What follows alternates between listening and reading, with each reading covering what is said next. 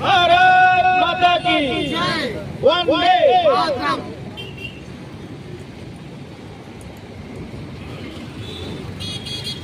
अंबरनाथ महानगरपालिका नगर पालिका परिषद आज यहाँ 15 दिन से धरना आंदोलन उपोषण चल रहा है। देख रहे हैं कि हालत क्या है। यहाँ एक अधिकारी भी आके देखा नहीं गया, देख के नहीं गया। आप सोचिए ये लोग क्या करने के लिए बैठे हैं। आज हम इतनी हम लोगों का टैक्स जा रहा है, इतना टैक्स जा रहा है, लेकिन आज यहाँ मूलभूत सुविधा के लिए ये हमारे गुप्ता जी आम आदमी पार्टी के जो बैठे हैं, ये क्या अपने घर के लिए बैठे हैं क्या, या आप लोगों की सुविधा के लिए बैठे हैं? आप लोग जो टैक्स दे रहे हैं वो टैक्स का क्या मतलब है? हाँ, इनको ये काम करने, इनका ये काम है, ये हमारे नौकर है, हम उनके मालिक, हम टैक्स दे रहे। लेकिन आज ये ऐसी दुख की बात है कि हमको इनसे काम कराने के लिए धरना आंदोलन करना पड़ रहा है, जबकि इनका काम है। इनको ये काम करवाना चाहिए, इनके जनप्रतिनिधि से इन्होंने काम कराना चाहिए, इनके विधायक से काम कराना चाहिए, इनके लोगों से काम करना चाहिए, इनके कर्मचारी से काम करना चाहिए, इनके अधिकारी लोगों से काम कराना, खाली इनको ऑर्डर देना है। लेकिन ये कुछ काम करते नहीं है, सिर्फ कमाने के लिए आते हैं, सिर्फ पगार देने के लिए आते हैं, बड़ी बड़ी मोटी पगार इनको मिलते हैं, लेकिन ये काम जीरो इनका। आज मूलभूत सुविधा वो नहीं दे पा रहे, बाकी तो काम छोड़ो। तो ये सोचने वाली बात है कि ये सब चीजों के लिए हमको आज इनसे काम कराना पड़ता है। भारत माता की वंदे।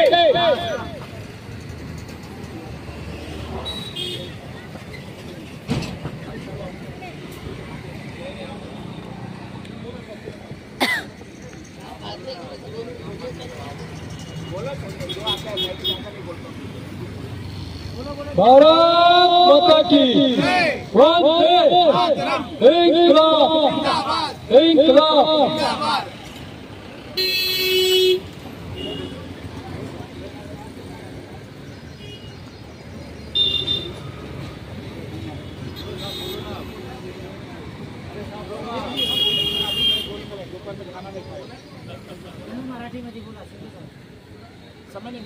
भारत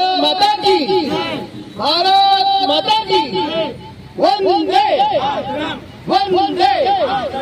भ्रष्टाचार का एक विकास,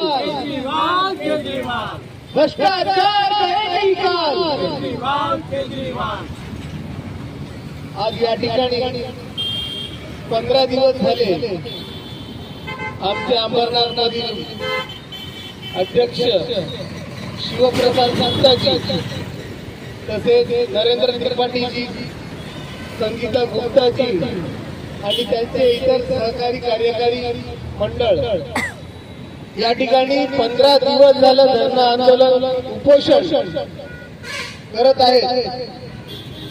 या अंबरनाथच्या जनतेच्या टॅक्स मधून आलेला पैसा या अधिकाऱ्यांनी कित्येक कॉन्ट्रॅक्ट गुंडांना देऊन तो संपवलेला आहे। लिस्ट मध्ये दिसतंय की एकाच कॉन्ट्रॅक्ट मध्ये 1,20,00,000 रुपये देण्यात आलेले आहेत, परंतु तो रस्ताच झालेला नाहीये। असे एकच कॉन्ट्रॅक्ट नसून भरपूर कॉन्ट्रॅक्ट या ठिकाणी दिसत आहेत। मग या कॉन्ट्रॅक्ट दिलेल्याची संपूर्ण माहिती किंवा कोणतं काम कुठे काय केलेलं आहे याचा पाठपुरावा करायचा त्यावेळेला त्या ठिकाणी आमचं मंडळ गेलेलं आहे। 2019 पासून त्यांचा पाठपुरावा करतायत, परंतु आज का गायब या अधिकाऱ्यांनी कोणत्याही प्रकारची त्यांना माहिती दिलेली नाहीये। आज 15 दिवस झाले या ठिकाणी आमरण उपोषण चालू आहे। शिवप्रसाद गुप्ताजींची तब्येत 7 ते 8 दिवस उपवास करून झाल्यानंतर खालावली होती आणि नंतर मग हॉस्पिटलाइज केल्यानंतर त्या ठिकाणी त्यांच्याकडनं अवैध कागदावर सिग्नेचर करून घेण्यात आली की जर तुमच्या जीवाला काही झालं तर त्याची जबाबदारी तुमचीच असेल। कुठे गेलं आमच्या या भारताचं संविधान? संविधानामध्ये काय लिहिलेलं आहे? हा आमचा अधिकार आहे उपोषणाचा.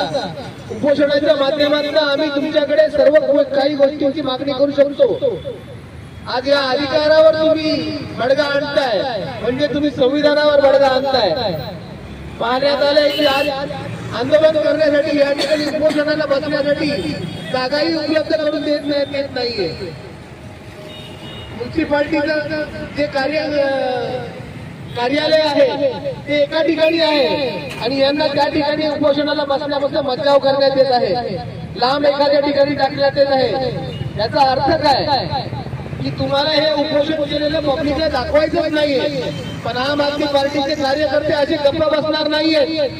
या ठिकाणी जनतेला जागृत करत आहोत की या जागे व्हा. तुमचा जो पैसा तुम्ही टॅक्सच्या माध्यमातून दिलेला आहे तो ह्या जे अधिकारी आहेत या अधिकाऱ्यांच्या खिशात न जाता तुमच्या ठिकाणी कामाला लागला पाहिजे.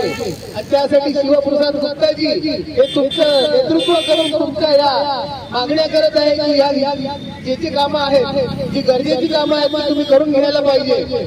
आज या ठिकाणी पाहण्यात आलेलं आहे की गार्डन मध्ये अवैध कब्जा करण्यात येत आहे.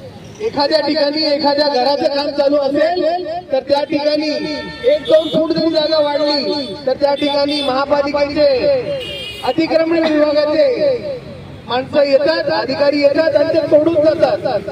मग ह्या सरकारी गार्डनवर ज्यावेळेला कब्जा होत होता त्यावेळेला हे थोपले होते का? आज 3 वर्ष झालेले त्या गार्डनचं